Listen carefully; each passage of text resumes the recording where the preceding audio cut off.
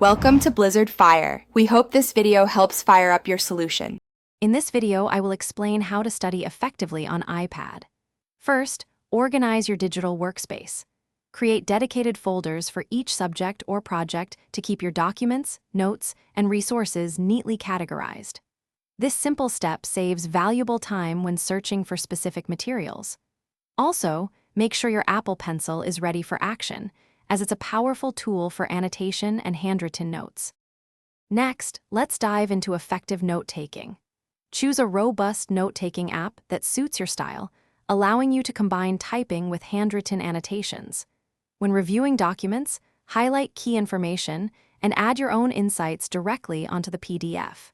Many apps also offer features to convert your handwriting into searchable text, making it much easier to find specific details later.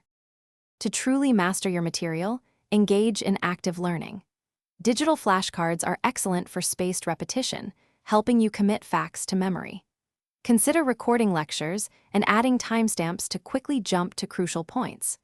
Visual learners will benefit greatly from creating mind maps directly on their iPad, which helps in understanding relationships between different topics and consolidating knowledge.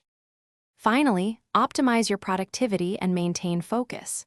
Utilize your iPad's focus mode to silence notifications and eliminate distractions during study blocks.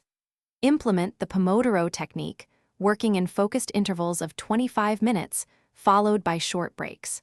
Remember to sync your study materials across all your devices, ensuring you can access your notes and resources anytime, anywhere. Thanks for watching. If you found this helpful, don't forget to like and subscribe.